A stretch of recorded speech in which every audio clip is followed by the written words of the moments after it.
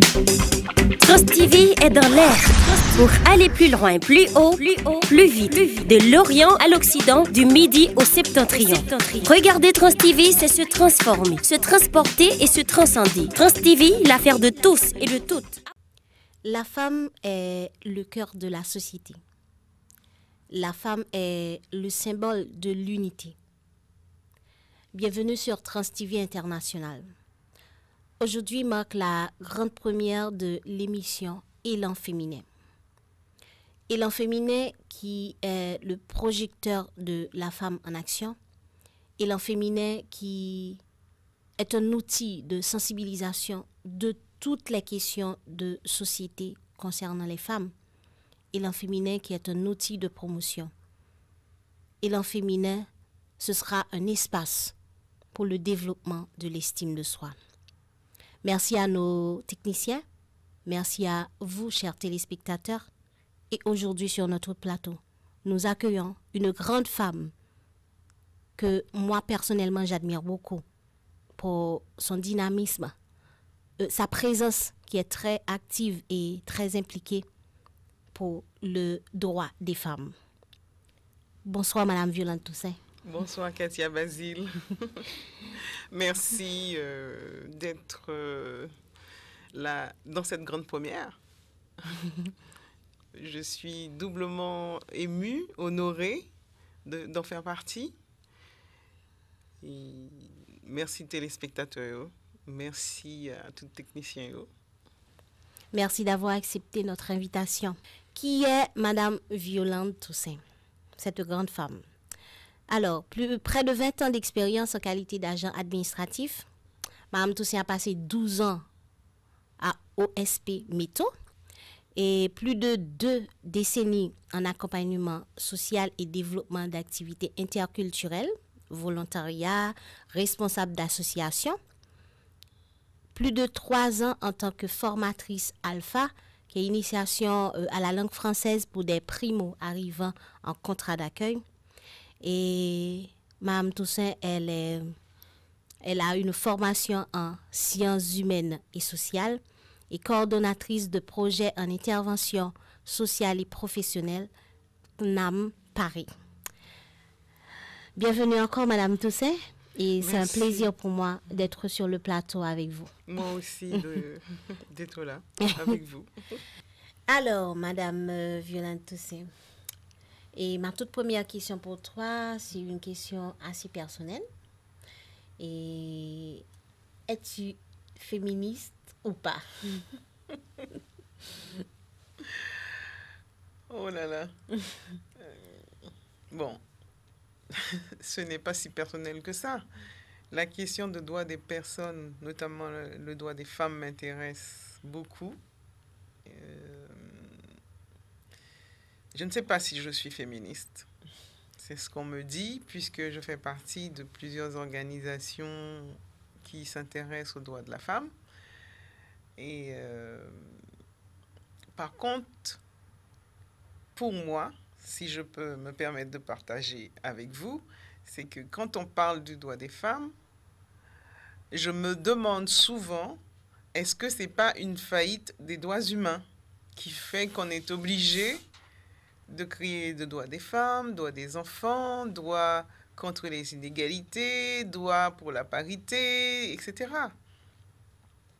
Si notre société a tant de mal à construire des rapports sociaux qui ne sont pas basés sur des systèmes d'inégalité impossibles ou difficiles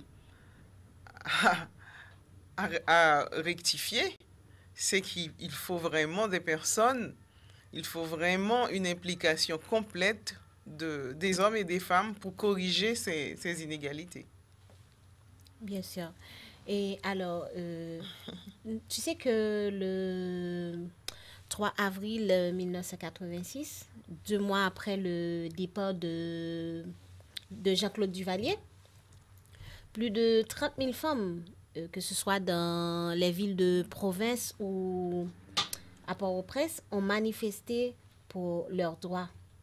Et normalement, cette date est baptisée depuis lors comme la Journée nationale du mouvement des femmes en Haïti. Et en Haïti, la société ne voit pas d'un bon œil le féminisme.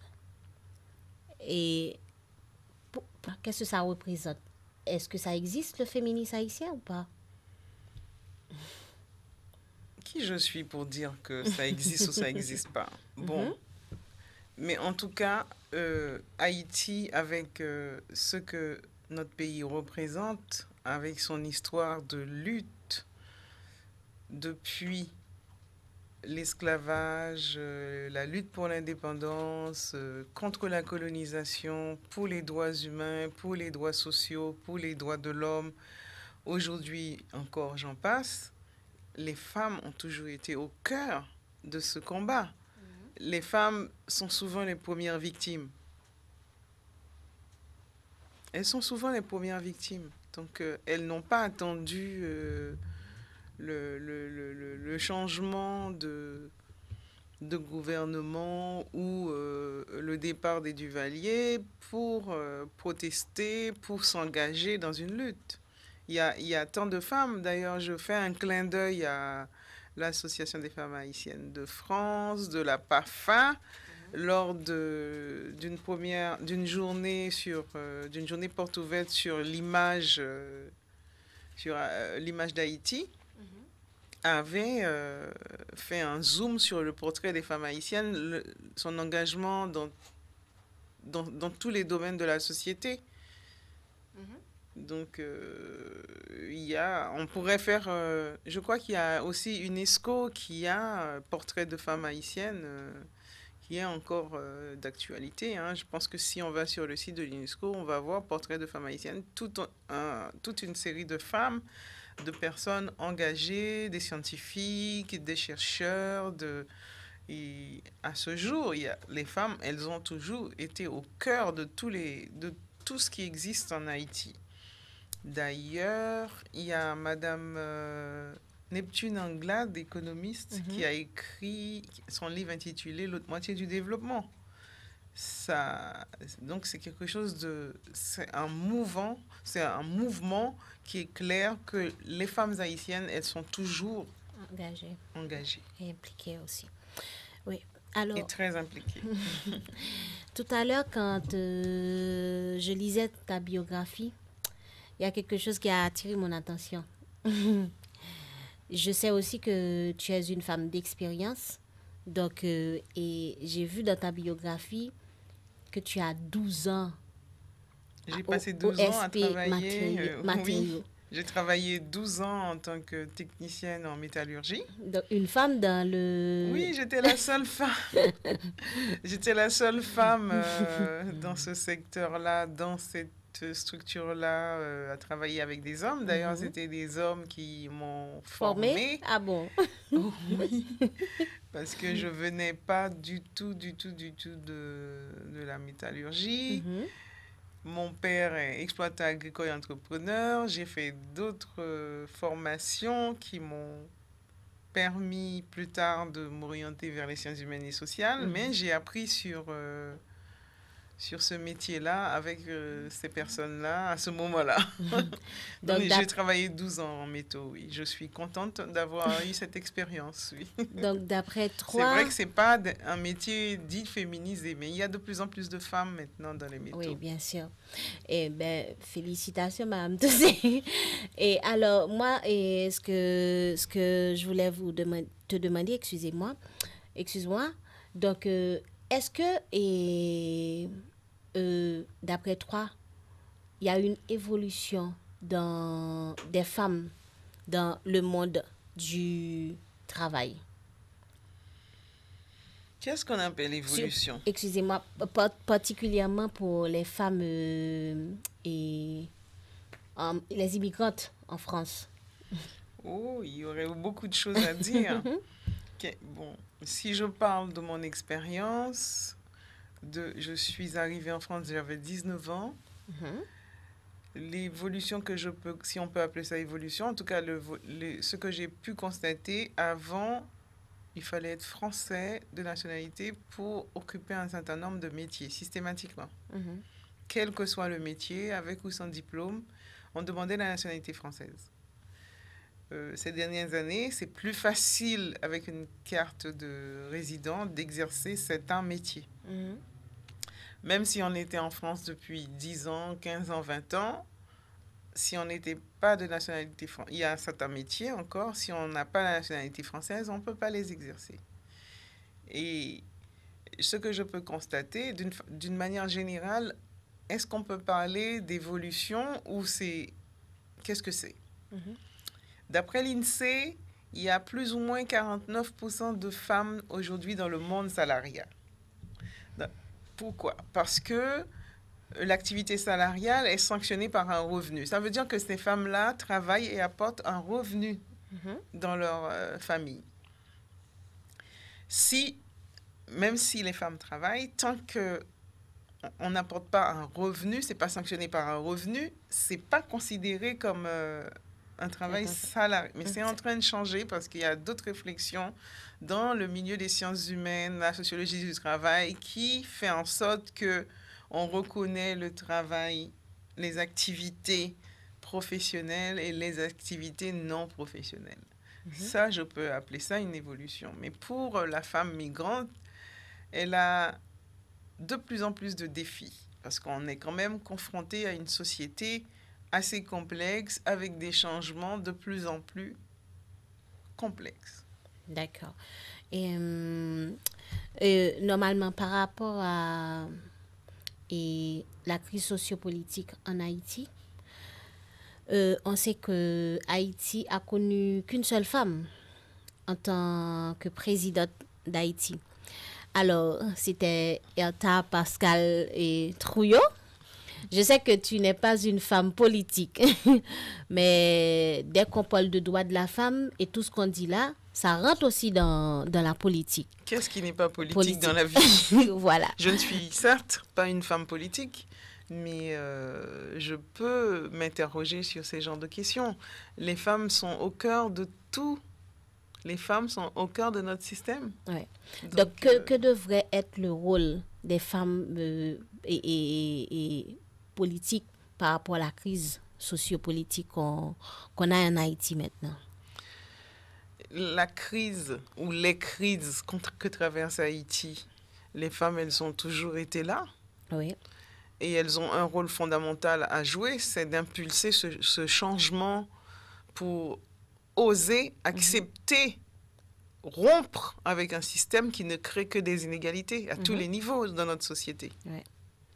Donc, elle doit oser rompre avec le système colonialiste, esclavagiste qui incarne nos modes de fonctionnement.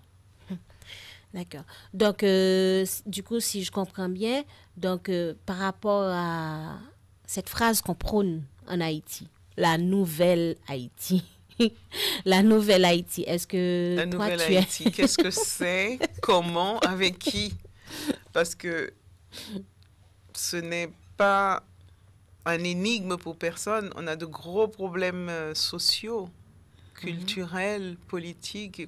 On a toutes les crises sont présentes dans notre société, dans la société haïtienne. Est-ce qu'on peut créer une nouvelle Haïti comme ça? Je ne crois pas. Il ne faut pas se mentir. On ne peut pas créer une nouvelle Haïti avec une société où on est en perte de valeur. Il faut qu'on soit capable de nous récupérer, de nous restaurer. Il faut qu'on soit capable de récupérer ce que nous sommes et de former, créer, penser notre propre système de pensée. Oui, bien sûr. Notre propre façon de faire. À ce moment-là, oui, on peut avoir une nouvelle Haïti, mais je ne pense pas que ça soit pour demain. Je ne veux pas être fataliste, mais aujourd'hui, tout est possible. Ben, on espère avec les engagements des femmes, particulièrement les femmes haïtiennes, donc on aura une nouvelle Haïti. Chers téléspectateurs, amis internautes, quand on éduque une femme, on éduque une nation. Quand on éduque un homme, on éduque un homme. Trust TV est dans l'air pour aller plus loin, plus haut, plus vite. De l'Orient à l'Occident, du Midi au Septentrion. Regarder Trust TV, c'est se transformer, se transporter et se transcender. Trust TV, l'affaire de tous et de tout. De retour après la pause, nous avons avec nous sur le plateau, pour cette grande première de l'émission Élan féminin, Madame Violante Toussaint. Et pour cette première partie, on a eu à parler du féminisme haïtien, on a eu à parler des femmes dans le monde du travail, et parmi lesquelles et celles qui vivent en France, leur situation. Et on a eu aussi à parler des femmes politiques, oui. Et moi, j'ai aimé, et quand tu as dit tout est politique, et c'est vrai, parce que normalement, tout ce qu'on fait là, dans la vie, tout ce qu'on aborde, c'est politique. Et moi, ma toute dernière question pour toi, Madame Toussaint, c'est que souvent, il y a certaines femmes qui sont marginalisées. On peut même dire qu'elles sont souvent oubliées. Donc, qu'est-ce qu'on devrait faire de concret pour pouvoir impliquer ces femmes-là? Merci pour la question, mais je vais reprendre peut-être quelque chose que j'ai déjà dit au début. Oser rompre avec un système qui ne crée que des inégalités. Est-ce que, oui, les femmes marginalisées sont marginalisées parce qu'elles sont dans une société inégalitaire. Oui. Si notre société crée des inégalités, à plus forte raison, les femmes, elles seront marginalisées davantage parce qu'elles sont les premières victimes. Elles subissent toutes sortes d'agressions dans la société. Elles reçoivent les premiers coups partout où on passe. On entend une mère qui pleure parce que son enfant devient ce qu'il devient aujourd'hui, parce que il y a la crise sociale, la crise sécuritaire, la crise on est une société qui est en crise depuis trop longtemps. Nous sommes une société qui subit toute forme de crise. Ce n'est pas possible. Et nous reproduisons les mêmes schémas qui nous détruisent. Si les femmes, les hommes, elles osent rompre avec le système qui crée ce que nous avons comme société, absolument, il y aura moins de femmes marginalisées. Mais si les femmes sont marginalisées, à plus forte raison, le problème, il existe à plus grandes échelles dans notre société. La femme, elles sont peut-être visibles, mais il y a aussi les hommes, il y a aussi la famille, il y a aussi nos institutions, il y a toutes sortes de marginalisation dans notre société. Oui. Il faut qu'on accepte de rompre avec ces systèmes. Et alors, tout à l'heure, quand tu as eu à parler du féminisme haïtien, donc, ou même dit que c'est pas un causé garçon contre femme. Non, donc, est-ce que tu peux nous faire un... Qu'est-ce que n'est pas le droit de la femme? Le droit de la femme, ce n'est pas cette violence sur le corps que l'on voit, on regarde ou bien on entend sur les réseaux sociaux, oui, sur les chaînes de télévision, je ne sais pas, ce n'est pas cette violence. On dirait que beaucoup de gens ou beaucoup de personnes qui se disent féminisme ou qui sont pour le droit de la femme retournent vers elles-mêmes ou vers eux-mêmes une espèce de violence sur le corps de la femme à montrer pour dire que oui, ils sont pour le droit des femmes. Non, ce n'est pas ça. Ce n'est pas ça, le droit à la dignité, le droit au respect, le droit à la considération, le droit de vivre avec les autres, avec l'homme, oui, le droit de vivre ensemble, oui, dans le respect. Travail égal, salaire égal, métier, salaire égal, égaux. Donc tu as pris aussi ce contexte d'égalité Bien des sexes. sûr, Oui. je suis devenue, à ma grande surprise, ou par le temps qui passait, je suis devenue maman au moment de la parité, de cette fameuse loi sur la parité. Donc, il faut passer par là pour corriger des inégalités. Dans les sociétés, on n'arrête pas de dire mondial, mondial, mondial, mondialisation, etc. Mais dans les sociétés où on veut reproduire ou on veut prendre comme nos modèles, il crée des lois. Pourquoi? Mais pour corriger des inégalités. Donc, on ne peut pas reproduire à plus grande échelle ces mêmes inégalités. Donc, il y a quelque chose qui ne marche pas. Il y a quelque chose qui ne va pas. Oui. Et on peut crier haut et fort à l'élan féminin que la femme est au cœur du changement. La femme est au cœur du changement. Oui, au cœur du changement mondial. Merci. Bien sûr. Et normalement, à l'élan féminin, nous sommes pour un monde plus impliqué et plus à la hauteur aussi.